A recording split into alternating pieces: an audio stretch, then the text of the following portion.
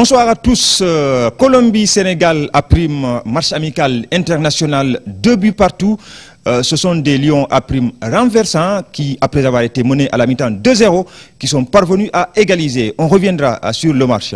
Et puis le football, c'est aussi un retour en grand format sur la très belle rencontre entre le Jaraaf et Jambar. C'était au stade Demba Diop. Vous avez vécu cette rencontre en direct. Ce soir, nous allons vous proposer donc un grand format de ce Jambar Jaraaf ou de ce Jaraaf Jambar. Et puis on n'oublie pas également le basket avec les All-Star Games, une première édition qui a été une réussite, organisée par le comité de normalisation. Il y aura également de la randonnée pédestre dans ce numéro de Sport 2S. C'est dans quelques poignées de secondes que nous allons développer ce sommaire. On ouvre par le match nul décroché par l'équipe A' du Sénégal face à la Colombie 2 partout. Mené 2-0 en première période, les Lions A' ont réussi à égaliser grâce à Moussa Konaté 47e minute et Cheikh Tidiane Ndoye 52e minute. Cette rencontre amicale a servi de préparation à la Colombie qui affûte ses armes pour la prochaine Coupe du Monde. Les Colombiens sont logés dans le groupe C en compagnie de la Côte d'Ivoire, de la Grèce et du Japon. L'équipe du Sénégal était coachée par Aliou Cissé, entraîneur des U23. Chapeau donc au Lions de Aliou Cissé avec ce résultat, ce bon résultat obtenu en match amical international. Je rappelle que la Colombie donc est en préparation pour la prochaine Coupe du Monde. On reste avec les Lions, cette fois-ci parler des Lions A, puisqu'on a une idée davantage de l'adversaire qui va venir compléter la poule G des Lions où il y a déjà le Sénégal, l'Égypte et la Tunisie. Ce sera donc, retenez-le bien, soit le Botswana, soit la Guinée-Bissau. Parce que tout simplement le Botswana a éliminé le Burundi et que la Guinée-Bissau a sorti la République centrafricaine. Donc il y aura deux matchs en aller-retour donc entre le Botswana et la Guinée-Bissau. Et le vainqueur de cette double confrontation va compléter la poule G des Lions où il y a déjà donc Sénégal, je le rappelle, avec l'Égypte et la Tunisie.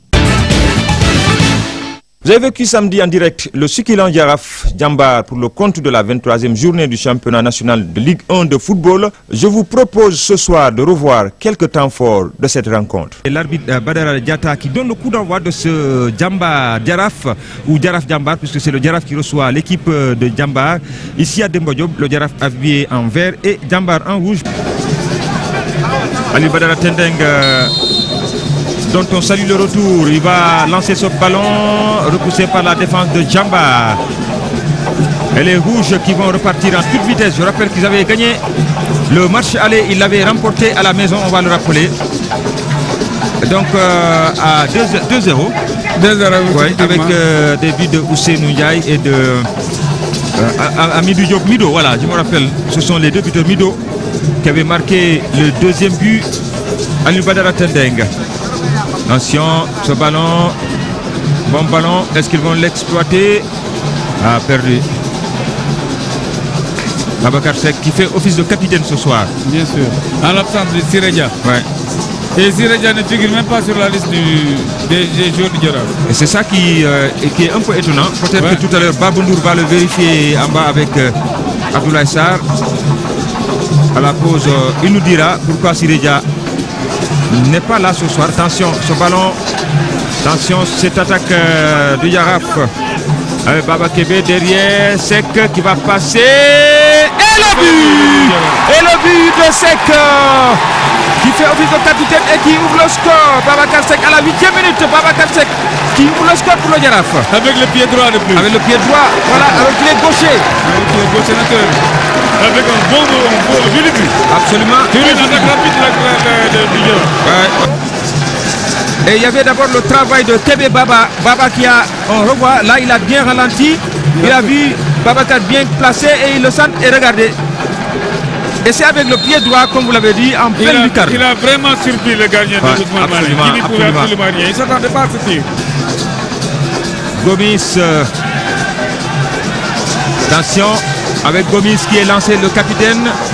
L'autre capitaine qui va lancer la réplique, le centre, la tête, c'est pas fini, peut-être, non, c'est pas encore fini. Le danger est toujours là et c'est capté. Qui est un bon défenseur et qui joue le rôle attendu de lui.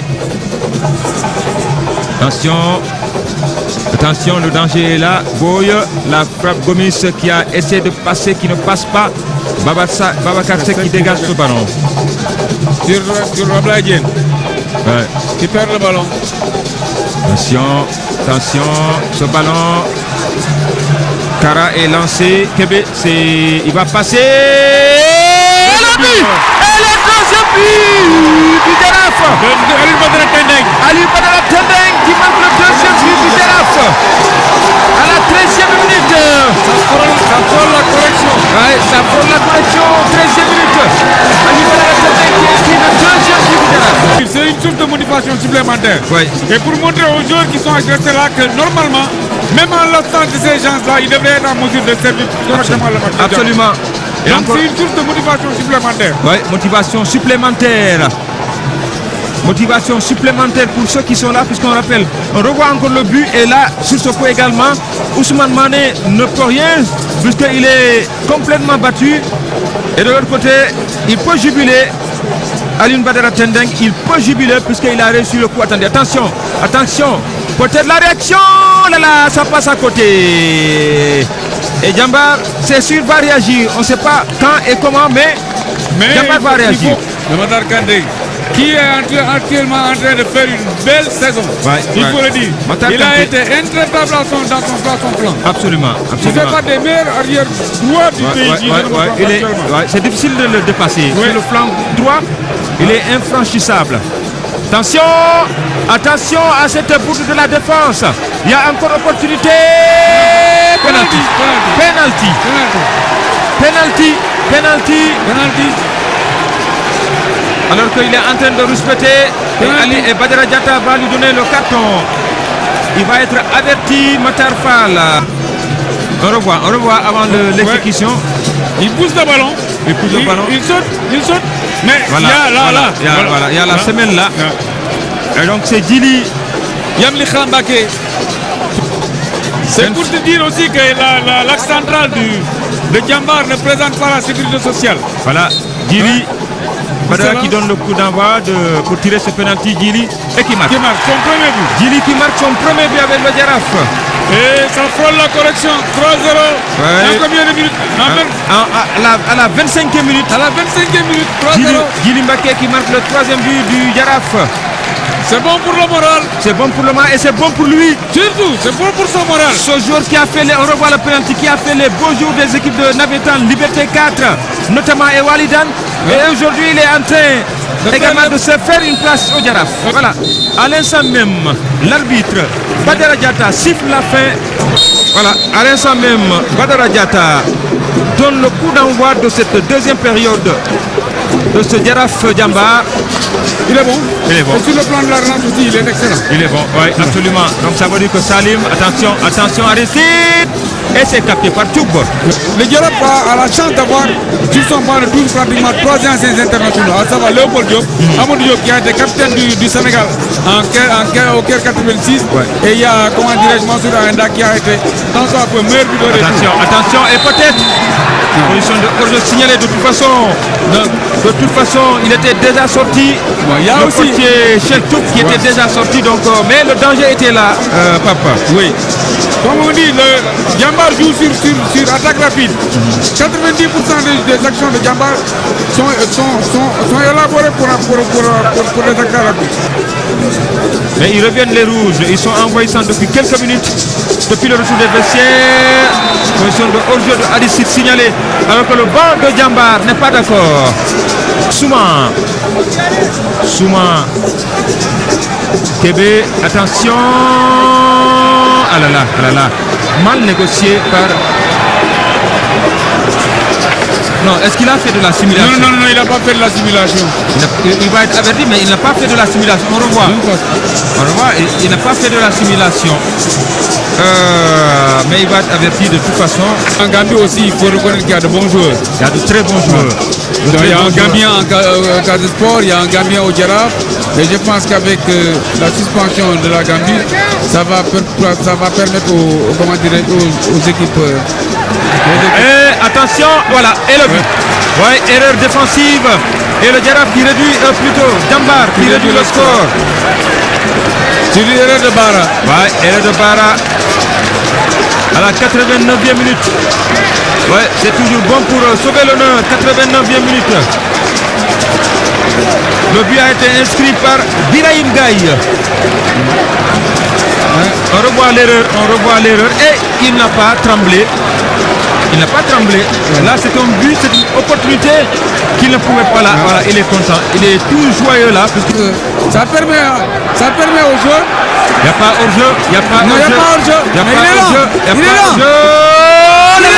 Ah, à mon avis, Mané, c'est pas la solution. Il aurait pu jouer sur Yamadou. Yamadou avait décalé. Yamadou avait décalé. Le bourreau de Yego avait décalé. Et à l'instant même, Badara Diatta siffle la fin. On revoit de l'autre côté, il y avait Yamadou. À l'instant, Badara Diatta siffle la fin. Coach Badara, les conclusions.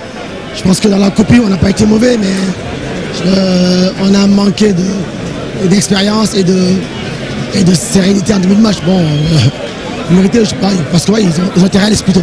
Mais on a vu aussi en première période beaucoup d'errements dans l'axe central que vous avez pu rectifier en deuxième période. Oui, c'est ça qui nous a fait des buts. Je pense que on donne 3 occasions de but, 3 frappes, 3 buts. Seulement, il n'a pas raté un ballon.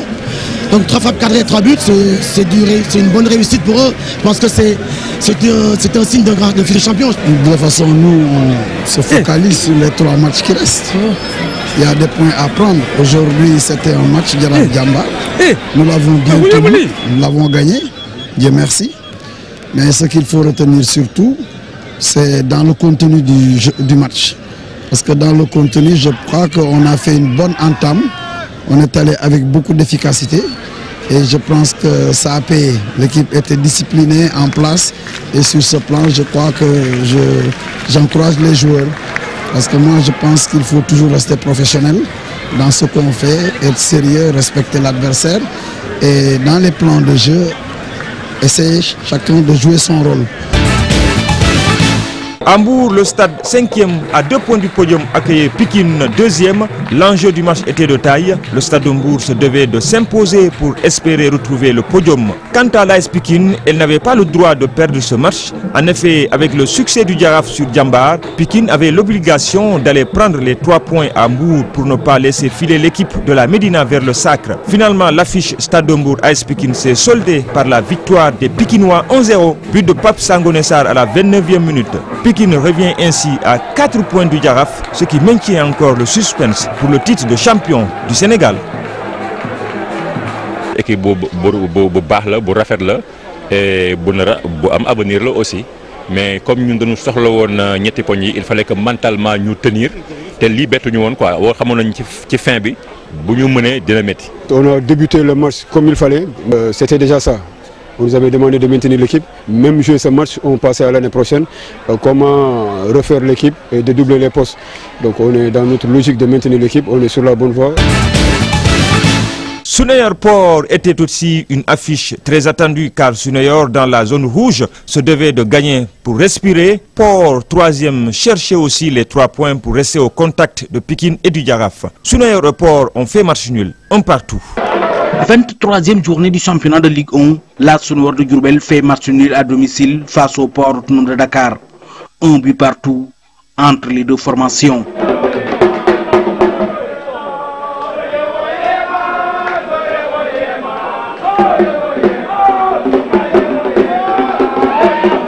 Ce sont les visiteurs qui ont ouvert le score dès l'entame du match. Nous étions à la 4e minute de jeu et l'arrière latéral gauche des Dakarois, Souleymane Sagna, profite d'une mésentente entre les défenseurs centraux de la Sunayor pour donner l'avantage à son équipe.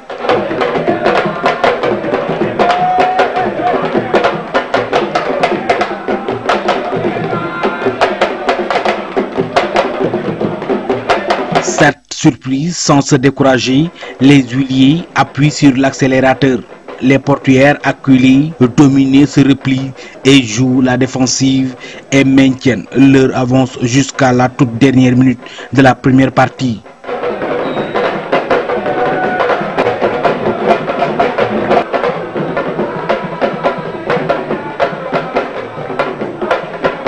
Juste avant le coup de soufflet du juge central, la Sunayor obtient un coup franc bien placé à l'entrée de la surface de réparation des visiteurs. Le numéro 10 des huiliers, Ibrahim Fati alias Messi, trompe le gardien du Port et met le cuir au fond des filets.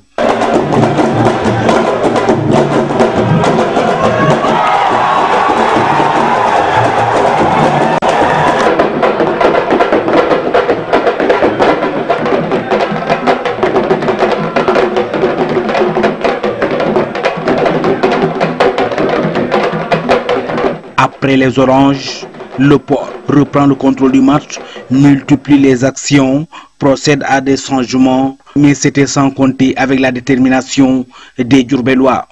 La Sonore, même très hésitante, crée des fois des occasions de but. Malgré les multiples tentatives de part et d'autre, aucune des deux équipes ne parviendra à marquer un second but, et ce, jusqu'au coup de sifflet final. On savait déjà qu'on allait rencontrer une équipe qui venait d'une victoire très importante contre l'équipe de Djambar, surtout à Sali. L'équipe était en confiance. On est venu dès le début du match, dès l'entame du match. On est bien rentré dans le match. On a marqué un but très tôt. Mais malheureusement, les situations que nous avons créées, nos gosses ont manqué un peu de lucidité. Vous prenez un but, ça fausse toute l'organisation. Et c'est ce qui nous a amené à mal jouer à un certain moment, à suivre le port dans son rythme, qui se veut un football très très athlétique.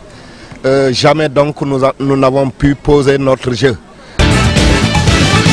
À Saint-Louis, il y avait un crucial Linguère-Touré-Kunda. La victoire était un impératif pour les deux équipes dans l'optique du maintien en Ligue 1. La Linguère s'est imposée 2-1. En déplacement dans la capitale du Nord, l'équipe de Touré-Kunda a été battue par la Linguère de Saint-Louis sur le score de 2-1. Auteur d'une belle rencontre, les Samba Linguère ont mobilisé toutes les énergies pour se maintenir en Ligue 1.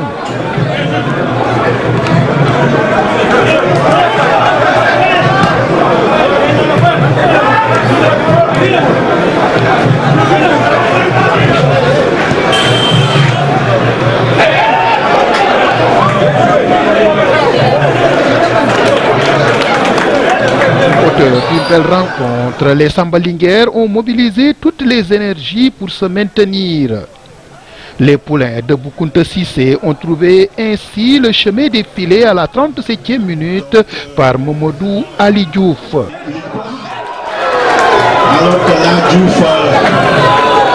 À la reprise, les Mbourois mettent à profit un pénalty consécutif à une faute de Souleymane Badji sur Baba Gueye à la 47e minute et transformé par Benoît Toupane pour égaliser.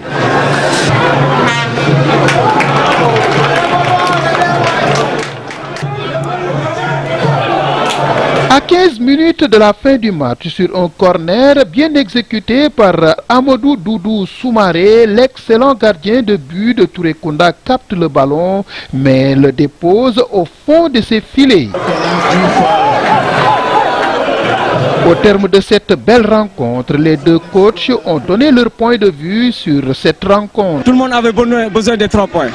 Malheureusement, on a perdu, on va refaire, c'est pas la fin du monde. Le deuxième but qu'on a pris, sincèrement, c'est pas un but qu'on devait prendre. Mais c'est la loi du football, c'est comme ça. En fin de saison, nous avons commencé à remonter la pente et c'est une bonne chose. Si nous retrouvons en tout cas avec tous les matchs gagnés en fin de parcours, c'est un bon placement pour nous. Et puis à noter que Ngor a battu le Duc en l'enfonçant 1-0.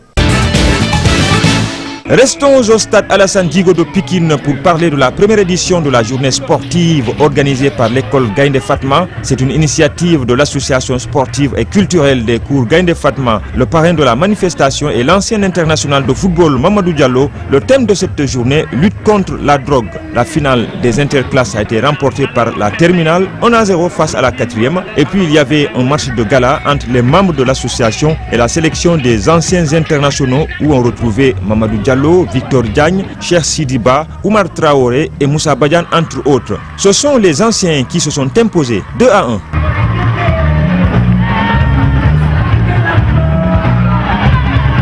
Je remercie les internationaux de football qui sont présents ici pour donner le bon exemple, à savoir les Mamadou Diallo, les Victor Diagne, etc., etc.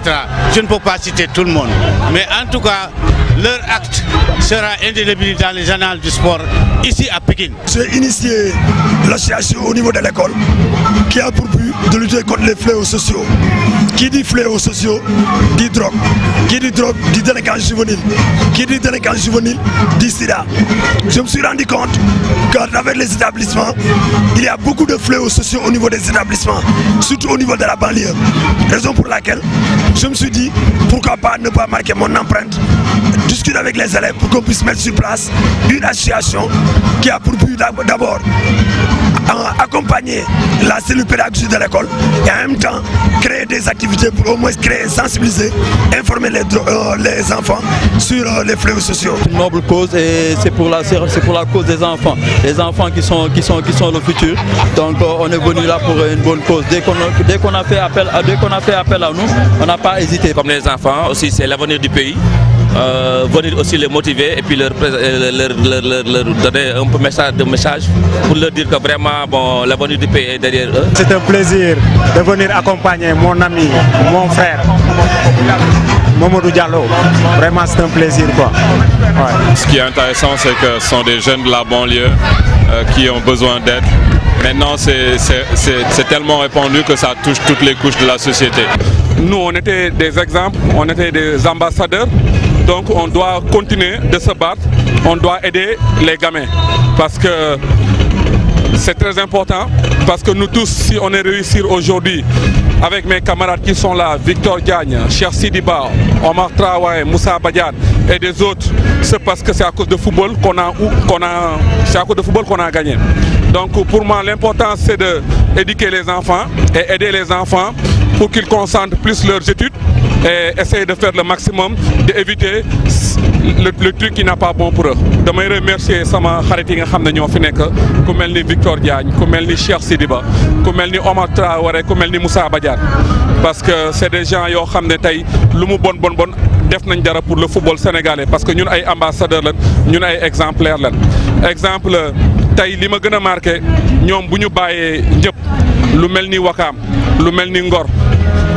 ma jege Wakaam ak Ngor ñu invité ma fii pare na ma kii bi je pense que loolu chose la boo xam ne ça m'a touché mais je pense li ma yaakaar ñun dañu war a toujours def effort pour aider jeunes yi pour xamal leen ne leen jàng bi dafa am solo parce que aussi tamit jàng bi tax jàng bi am solo mooy tey ñun réussir nañ ci football certes du ñëpp ñooy réussir ci football parce que football dafa xaw a doy waar.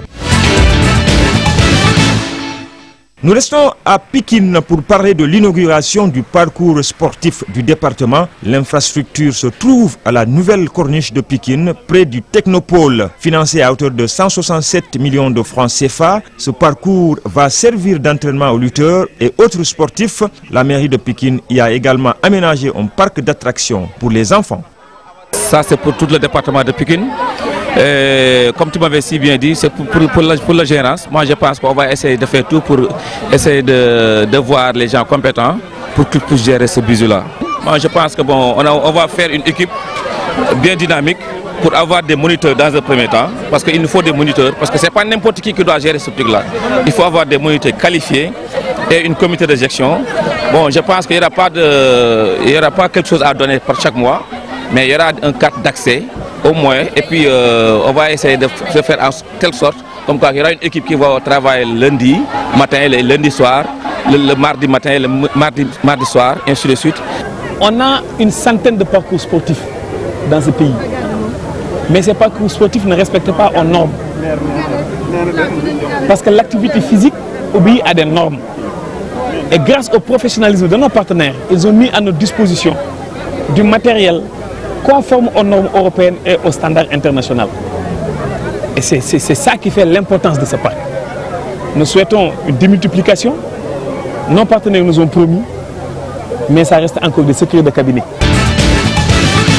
En basket, la première édition du All-Star Game s'est déroulée samedi au Stadium Marius Ndiaye. Le spectacle était au rendez-vous avec la prestation des équipes filles et garçons, mais aussi des jeunes engagés dans le concours de dunk et de tir. Les meilleurs joueurs et joueuses du championnat local ont été sélectionnés pour cette compétition. Ainsi, chez les dames, l'équipe A, coachée par Mbori Kafal, entraîneur du Duc, a dominé l'équipe B amenée par Elhadj Diop du Saint-Louis Basket. Score final 60-46. Thiès. Maïmouna Diarra, pivot de la ville de Dakar, a été MVP du match avec ses 20 points inscrits. Chez les garçons, la rencontre a été âprement disputée. À l'arrivée, la sélection A, coachée par Cheikh Sarr, entraîneur des Lions et de l'UGB, a battu sur le fil l'équipe B, coachée par son adjoint chez les Lions, par ailleurs entraîneur du Duc, Parfait Agivon. Le score 68-67, un point d'écart. Abdoulba, pivot du Duc, a été désigné MVP du match. Les jeunes des écoles de basket étaient aussi de la fête. Le concours de dunk a été remporté par Cheikh Djibril Fall de Sid Academy.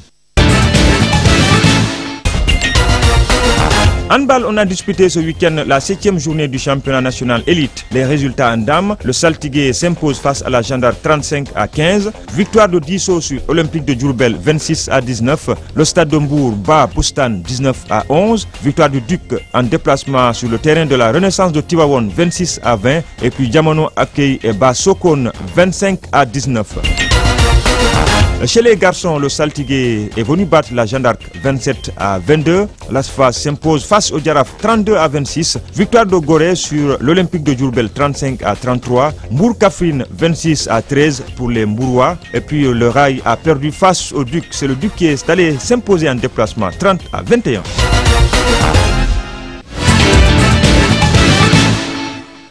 À Mbour, la première édition des Olympiades du complexe scolaire international Cœur Major a vécu. Le stade Caroline Faye de Mbour a abrité l'événement mercredi dernier. L'ouverture officielle a été présidée par le préfet du département de Mbour. C'était en présence d'invités de marque comme Philippe Doucet, journaliste à Canal+, et les parrains, M. Samb Dage du ministère des Sports et Maître Mariba, notaire à Sali. L'objectif des Olympiades, c'est de redynamiser le sport scolaire et universitaire, de lutter également contre les maladies cardiovasculaires par la pratique de l'activité physique. Plusieurs écoles de Mbour ont participé à ces Olympiades. On s'est rendu compte depuis quelques années que le sport scolaire et universitaire rencontre énormément de difficultés liées au fait que des dysfonctionnements ou bien véritablement une certaine forme de léthargie de l'UASU. Et nous sommes convaincus que si nous voulons véritablement que le sport scolaire et universitaire se développe, que le sport en général même se développe dans ce pays, il faut replacer le sport à l'école. Nous sommes convaincus que le sport à l'école est un élément important. Il faut qu'on se batte pour replacer le sport à l'école parce que si nous avons eu de très grands dirigeants dans le sport sénégalais, que ce soit Feu Garan Koulibaly, les Lamine Diack, les Malick Sy Souri et tant d'autres, qui ont été de grands commis de l'État, mais aussi de grands sportifs, c'est parce qu'ils ont été formés véritablement à l'école. On termine par une fenêtre sur la randonnée pédestre de Fimoa. C'était dimanche matin.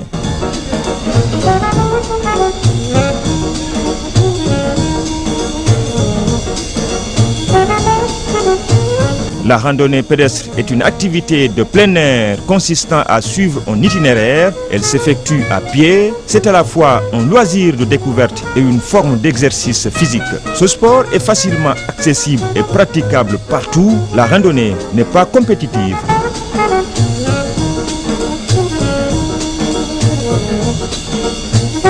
Au-delà des vertus sportives, la marche est souvent le moyen d'un ressourcement intellectuel ou spirituel. Pour cette première édition de la randonnée de Fimoa Kofisak, il y avait beaucoup de monde à l'appel des organisateurs. Sur un circuit de 8,5 km, les randonneurs ont arpenté quelques grandes artères de Dakar. Globalement, ce coup d'essai a été une réussite. Je vais remercier d'abord les clubs qui ont répondu présent. Remercier également le personnel de Fimoa Kofisak qui a pris à bras le corps l'organisation. Et remercier également aussi la direction générale qui véritablement a fait un acte très fort. Donc en venant présent, parce qu'on a eu nos directeurs ici et tout le personnel était derrière le directeur général et tous encore derrière le président de Solus.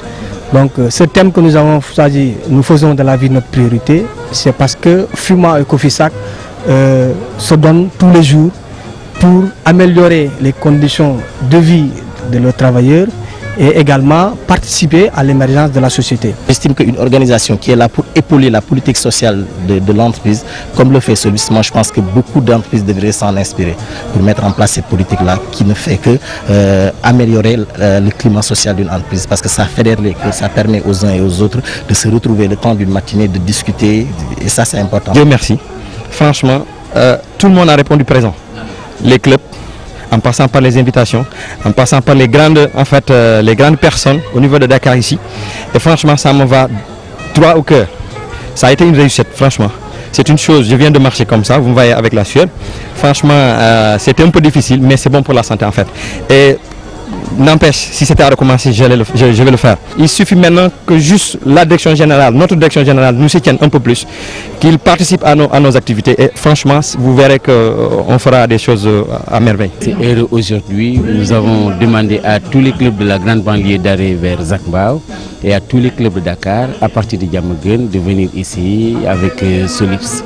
Les bienfaits de la randonnée, je crois que c'est important qu'on le répète. Pédagogiquement, c'est bien que les gens sachent que la randonnée, c'est zéro stress. Il n'y a pas de stress au niveau de la randonnée, c'est du sport, c'est de la socialisation, c'est du compagnonnage. On discute, on rit, donc on oublie tous ces problèmes. En dehors de ça, les problèmes de santé viennent. Nous élaguons tous les problèmes de santé en faisant du sport, particulièrement en faisant 2 heures de marche. Nos médecins disent que nous gagnons 7 jours de santé. La grande randonnée de la banlieue, nous l'avons toujours appelée la randonnée festive, la randonnée de clôture. Mais cette année, nous avons innové. Nous avons appelé ça la grande randonnée de la banlieue. Cela veut dire quoi? Nous avons réuni les quelques 23 clubs de la banlieue pour leur dédier la randonnée de clôture. Et ça se prépare très bien à Malika. C'est le club marque de Malika qui va accueillir ça et nous pensons accueillir au moins 5000 randonneurs là-bas. C'est terminé pour ce soir. Juste avant de clôturer cette émission, encore une fois, féliciter les Lions A' avec ce bon résultat en match amical face à la Colombie. 2 buts partout à Buenos Aires. Et puis, retenir aussi qu'il n'y aura pas de trêve à cause de la Coupe du Monde, de trêve donc de la Ligue 1 sénégalaise. C'est ce qui était prévu. Mais finalement, la Ligue sénégalaise de football professionnel a décidé de faire jouer les 3 dernières journées. Et nous terminons par cet appel qu'on va lancer aux autorités, à l'État du Sénégal, puisque une information circule faisant état de la construction de pavillons au terrain de football de l'université de Dakar. Je crois que c'est une décision qu'il faut tout de suite mettre dans les tiroirs de l'oubli, parce que tout simplement, on avait déjà appris qu'il y avait une maquette qui était là pour donc la construction d'un stade à l'université Cheikh Anta Diop de Dakar, d'un stade de football, puisque vous le savez, au moment où l'équipe du Duc en football se bat pour sauver sa peau parmi l'élite, ce serait mal vu de voir aujourd'hui les autorités vouloir construire des pavillons à la place d'une infrastructure sportive. En esprit sain, dans un corps sain, il faut ce stade à l'université de Dakar, pourquoi pas un stade gazonné, pour permettre au Duc de recevoir à l'université de Dakar. Je crois que c'est dans cette optique que les autorités doivent travailler, mais pas y construire des pavillons. On aura l'occasion d'y revenir, puisque c'est le combat de toute la famille sportive, pas seulement du football, de la fédération, bien sûr, au devant de la scène, mais de toute la famille sportive, pour dire non à la construction de pavillons sur le terrain de football de l'université de Dakar, chez Anta Diop de Dakar. On y reviendra. À lundi prochain, Inch'Allah, pour un autre numéro de Sport.